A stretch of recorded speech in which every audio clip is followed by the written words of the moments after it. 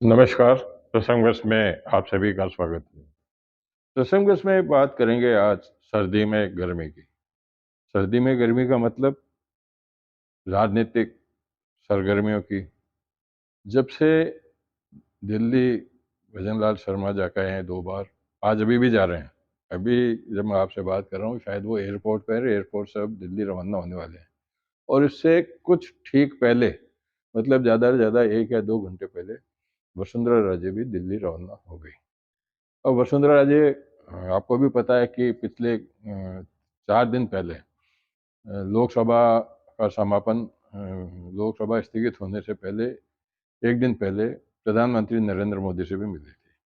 हालाँकि इसे शिष्टाचार बताया गया था और लेकिन उनके समर्थकों द्वारा ये बताया गया था कि वसुंधरा राजे ने स्पष्ट रूप से ये कह दिया कि भजन लाल शर्मा भले ही मुझे सार्वजनिक रूप से जहाँ-जहाँ भी कार्यक्रम होते हैं, सम्मानित करते हो, मेरा मान करते हैं, मेरा आदर करते हैं, लेकिन मेरे क्षेत्र में वे बेरुखी अपना रहे हैं। इसके बाद में आज ही मदन सिंह राठौड़ जो बीजेपी के अध्यक्ष हैं, उन्होंने कहा कि प्रधानमंत्री नरेंद्र मोदी और वसुंधरा राजे की मुलाकात सामान्य है। और सामान्य इसलिए उन्होंने बताया कि वसुंधरा राजे भाजपा के राष्ट्रीय संगठन के अंदर वरिष्ठ उपाध्यक्ष भी हैं। तो ऐसे में प्रधानमंत्री से मिलना एक सामान्य बात ही कही जा सकती है। अब भले नेता कुछ भी कहें, लेकिन यह ज़रूर है कि भले ही मलमास चल रहा हो, मलमास में किसी भी तरह का कोई कार्यक्रम नहीं किया जाता। और आपको मैं बता दूँ कि चर्चाएँ तो चलती है। अशोक गहलोत के समय पे अशोक गहलोत ने 5 साल निकाल दिए, लेकिन मंत्रिमंडल का विस्तार नहीं किया। तो अब जो है पिछले 2-3 दिनों से सरगर्मियाँ बढ़ी है। अभी वसुंधरा राजे निमाड़े भी गई थी। वहाँ पर श्री चंद्र कृपलानी जो पूर्व मंत्री हैं, इनके कार्यकाल में रहे थे, उन्होंने उनका भव्य स्वागत भी किया था। और अशोक परनामी ये लोग तो इनके साथ रहते ही हैं। सोशल मीडिया में भी चर्चा है, राजनीतिक क्षेत्रों में भी चर्चा है कि अब क्योंकि चुनाव हो चुके हैं, विधानसभा का सत्र मार्च में जो बजट आने वाला है उसको लेकर के कब होगा, संभवतः फरवरी में राजस्थान विधानसभा का बजट सत्र भी आ सकता है, जिसको लेकर के मुख्यमंत्री ने 2 दिन पहले बैठक भी ली थी अधिकारियों के, संबंधित अधिकारियों के विभाग से, वित्त विभाग से संबंधित अधिकारियों। तो खैर ये सब बातें अलग है जो एक रूटीन की बातें हैं। लेकिन राजनीतिक तौर पर अगर देखा जाए तो अब जो सरगर्मियाँ बढ़ रही है उसमें राजस्थान मंत्रिमंडल में 6 विधायकों को और मंत्री बनाया जा सकता है। उसको लेकर के सरगर्मी बढ़ रही है।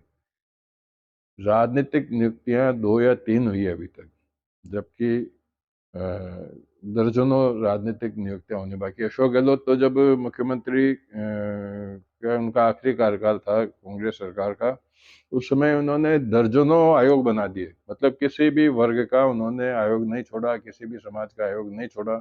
अब वो भजनलाल सरकार उन आयोगों को लागू करेगी या उनको रोकेगी या किन-किन आयोगों पे अध्यक्ष की नियुक्ति होगी, इसको लेकर के भी चर्चाएँ चल रही है। और अभी देखा जाए तो राजेंद्र राठौड़ को भी जो निवेश वाली जो बात थी, निवेश के अंदर भी उनको किसी समिति में उपसंयोजक भी बनाया गया था। कुल मिलाकर के कहने की बात है कि जो राजनीति में अभी सरगर्मियाँ बढ़ रही है, उसको लेकर के आज उस वक़्त और ज़्यादा सरगर्मियाँ बढ़ गई जब शाम को 5 बजे के आस-पास वसुंधरा राजे दिल्ली गई है। और अभी जब मैं आपसे बात कर रहा हूँ, शायद या तो भजनलाल जी एयरपोर्ट पे हैं या एयरपोर्ट से दिल्ली के लिए रवाना हो चुके हैं। अब वो किस लिए जा रहे हैं, क्या जा रहे हैं, ये कयास लगाते रहो, हम भी लगाते रहे, आप भी लगाते रहो। और जो लोग पद पाना चाहते हैं, मंत्री बनना चाहते हैं, आयोग के अध्यक्ष बनना चाहते हैं, वो भी कुछ भी सोचे। लेकिन अंतर आत्मा तो उन नेताओं की जानती है जो वहाँ कल दिल्ली में मिलेंगे। ये बात होगी। लेकिन फ़हरिस्त भी बहुत बड़ी है। आयोग के अध्यक्ष बनने वालों की फ़हरिस्त भी बहुत बड़ी है। उनका चयन करना भी मुख्यमंत्री भजनलाल और संगठन के लिए एक बहुत बड़ी चुनौती वाला काम हो सकता है।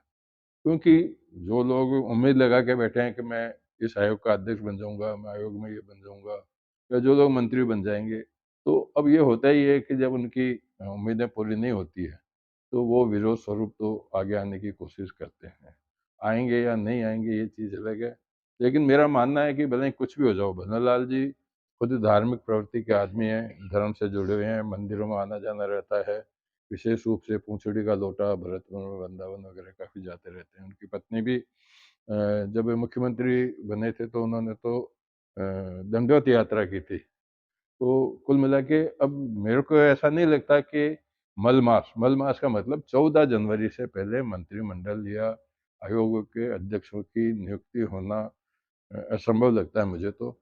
लेकिन फिर राजनीति में कुछ भी कब भी कुछ हो जाए, कुछ कहा नहीं जा सकता। लेकिन मेरे भी कुछ मित्र हैं, मित्र का मतलब जो मेरे संपर्क वाले हैं, मित्र का मतलब ये नहीं होता है कि मतलब रोज़ उनके साथ में उठना-बैठना है, लेकिन जो बड़े नेता हैं, उनमें से कुछ मेरे भी मिलने वाले हैं। उनके समर्थकों में भी यही शुरुआत है कि साहब अब बड़े साहब बनने वाले हैं।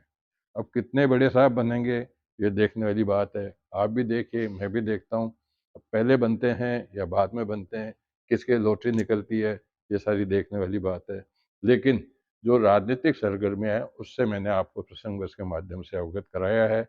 इसमें कितनी सच्चाई है, कितनी इसके अंदर उड़ती हुई बातें हैं, ये सब बातें आने वाले समय में पता चलेगी कि काल्पनिक थी या ये धरातल पर उतरने वाली है।